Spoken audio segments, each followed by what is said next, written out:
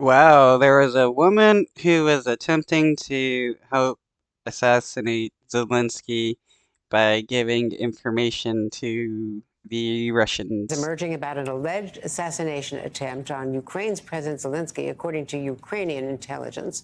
Ukrainian officials arrested this woman, an alleged informant from Russia, in connection with the plot. Ukrainian intelligence claims she was collecting information about Zelensky's movements during a trip to Mykolaiv last month so that he could be targeted by a Russian airstrike. Overnight, Russia fired a missile also at an apartment building full of civilians in eastern Ukraine, and then struck it again in order to kill first responders. At least 7 people were killed, including rescue workers. And joining me now is NBC chief foreign correspondent Richard Engel. Richard, it's so good to see you. You know, there's a growing feeling, certainly in Washington, that the counteroffensive is bogged down or not taking off. This is being discussed very openly in political and national security circles. And now this suspected assassin against Zelensky, who has been so consistent about being out there, his nightly addresses, going in front lines. What do you know about it? So first about this assassination plot, which was uncovered or revealed by Ukrainian intelligence yesterday. And so far, they're the only people talking about it. They're putting out some degree of detail. They put out a statement. They put out that video.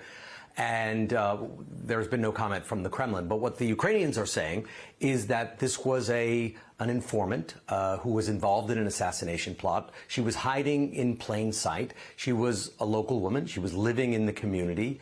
And she was living near Mykolaiv, which is a frontline community, a highly militarized zone in southern Ukraine. And that she was in close contact with soldiers, that she's lived in this militarized frontline community. And when you go to front, Man, it's really good that they found out she was an informant for Russia.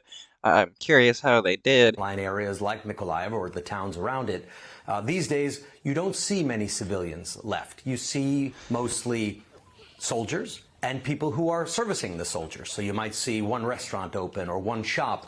And she apparently worked in a military supply shop that would be the kind of place where soldiers would come to buy things they need, an extra uniform or a knife or flashlight. There are a lot of shops like that because they're servicing the people in the area.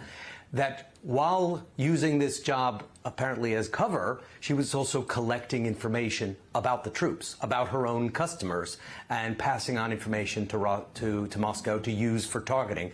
And that one of the most important things she was gathering was, or attempting to gather, was President Zelensky's itinerary for a trip that he took late last month to Mykolaiv. And according to the Ukrainians, the intention was to get this information, get his schedule, figure out his movements, pass that information to the Russians so that Moscow could kill him with an airstrike. And the Ukrainians say they let it go forward. They were aware of it, but they allowed the plot to unravel to a degree so they could watch her, see who she was communicating with, and then they said they arrested her red-handed. Yeah, that's a good idea. Find out who she's talking to. Maybe she's talking to more traitors. Have them arrested as well, and you can get more information that way too. And Richard, let me ask you also about the escalating attack on both sides, because the Ukraine was expanding its attacks against Moscow in ways that were very embarrassing. Civilian attacks also, because there were apartment buildings involved, but around the Kremlin, and embarrassing to Vladimir Putin in the aftermath, of course, of the mini rebellion from Prigozhin. And now, and also, of course, in the Black Sea. Exactly. So now we see this these goes attacks. to your original question. Yeah.